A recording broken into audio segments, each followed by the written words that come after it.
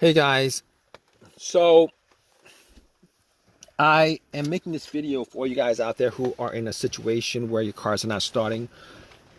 My uh, I had an issue with my truck the other day, and it wasn't starting at all. And I did find out what the answer was, and I did get it to start. Everything was, everything's working fine now. But let me tell you guys what happened with with that. So basically, I was parked at a Home Depot and went to get some stuff. Came back out, tried to start the car, tried to start it, and nothing happened. Nothing happened. Like got in, and everything else worked. The dash, everything else worked. I just got this truck a couple months ago, but and it drove fine. Everything worked fine, except could not get it to crank this time around. But once I got in, everything, all the chimes were good, or all the everything worked,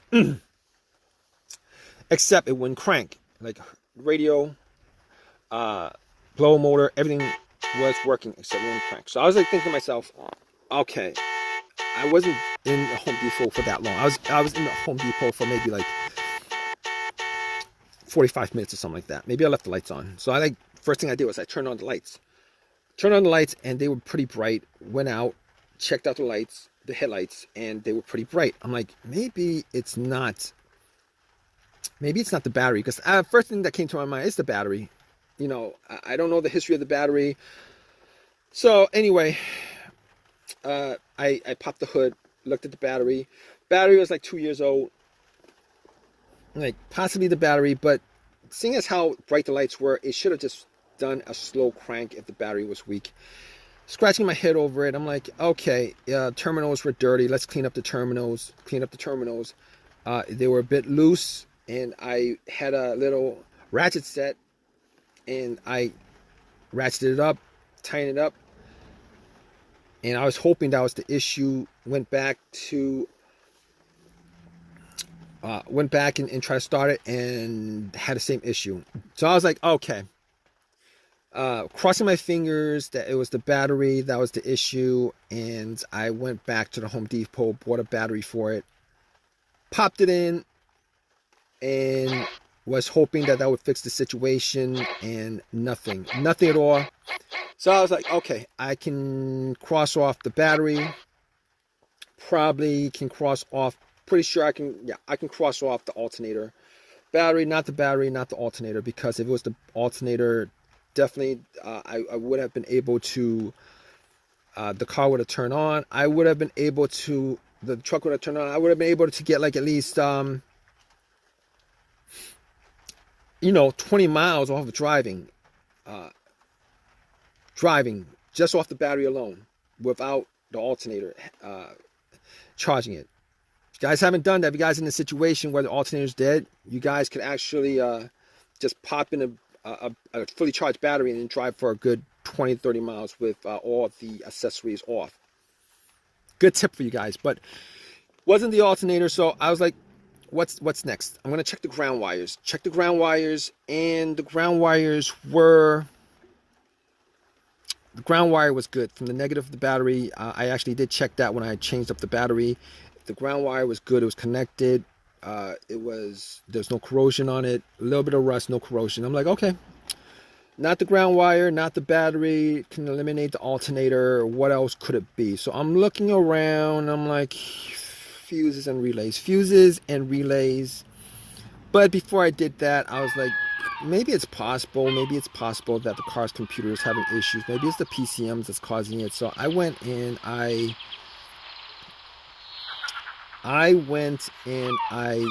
got I had OBD2 that I used when I bought the car that I got from Walmart for $19. And basically what I did was I know that the OBD2 is not going to pick up a no start issue for the most part. It's, you know, especially a $19 OBD2. But I plugged it in just to make sure that the battery's connected to the car. And guess what? The computer was connected to the car. And guess what? The computer was connected to the car. It did a readout. There was no codes. Nothing that would cause the situation that it could pick up. That it could pick up. Everything was good. Okay, so I can rule out the car's computer not connecting to the car. Fine, can rule that out. At that point I was thinking, okay, I got a couple of easy fixes left with this. A couple easy fixes I have left with this. One of those easy fixes would be a fuse or relay. And I was crossing my fingers that it may be a relay. But thinking about it, I thought about it, and I was like, okay, every time I try to start, and I did try to start at least 20 times, it would make a click. It would keep on making like one click on each try. And one click on each try, pretty sure that that's coming from the relay, all right? Because if I had heard no click at all, I would know that maybe the relay was having issues, because the relay, that click is just a relay initiating from the battery to the battery initiating contact to the starter, battery to relay to the starter. Anyway, at that point, I was able to rule out the relay. Thinking more about it, I was like, maybe it's one of the fuses. Maybe it's the fuse to the starter.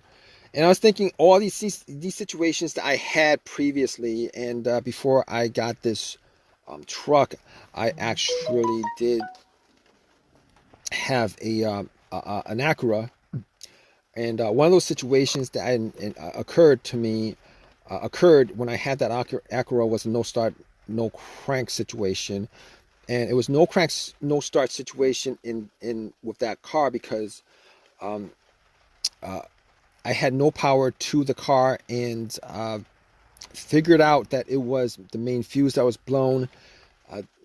Pretty much connected two screwdrivers, two metal ends of the screwdrivers to where the fuse terminals were, and the car powered on and started up.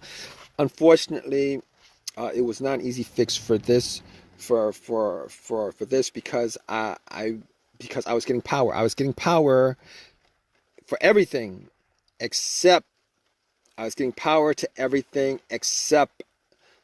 it won't crank. The engine won't crank. So I was like, okay, let's cross that off the list.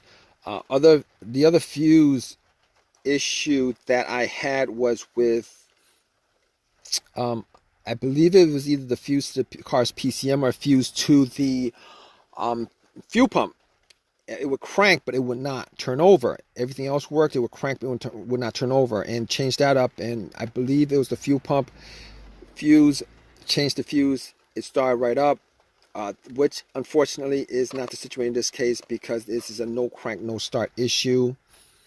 It will not crank at all. So at that point, I pretty much crossed off pretty much everything that could possibly be the issue except for the starter.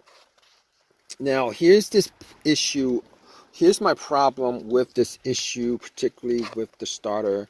Now, well, not exactly a problem, but the guy who sold me the car told me that the starter was changed up like, a year and a half ago.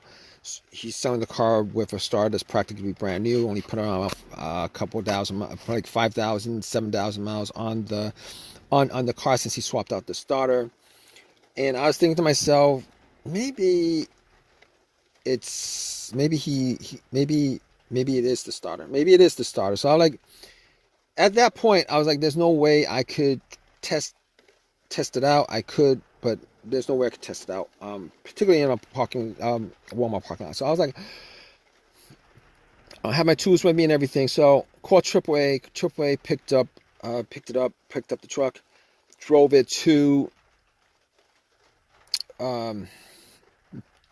it home, and then I doubled up on all the things that I mentioned in this video: the fuses, the relays, the grounds, the battery. Double checked, charged up the battery 200%. Everything was checked out. I did a bump test on the on the relay sockets with a pin. The starter did not start up. I was like, okay, pretty sure it's a starter. And at that point, I was like, at least 99% sure it's a starter. Took everything, went to the starter, took a cable from the positive line, hooked it directly to the terminal on the solenoid, did not bump at all.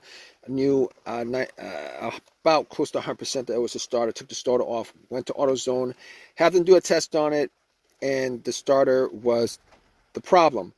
Anyway, at that point, I was like, okay, let's got a rebuilt one for about 150 after the core was given to them, 150, 160, whatever it was. Popped the starter in, and you know what? I was hoping that it was the starter. Popped the starter in, turn it on, and it turned on. It turned on, and I was glad that it was a starter. I mean, it was. I was disappointed that the starter was the problem after being told that it was replaced, but things happen. But of all the things that could happen, wasn't the biggest deal in the world. Got the starter put in, and got the truck to work. I'm all good with it. If you guys are in this situation, you guys are still with me, just go through all the steps as far as what I've mentioned in this video. You could probably figure out like 99%, probably like 90% of the situation that's causing your car or truck or whatever you're driving not to start. It's probably because it was probably caused by one of those things that I mentioned. All right, it's probably caused by one of the things that I mentioned. But if I've helped you guys out, please give me a thumbs up. Please subscribe. If you guys have a comment, particularly with your situation, please leave a comment in the comment section. Hope this has helped you guys out. Hope you guys, hope the cause of your problem is probably one of those easy fixes that I mentioned: a fuse, a relay, maybe the battery, negative ground wire. Even the alternator is probably easier to replace. But anyway, regardless of that, take care, guys.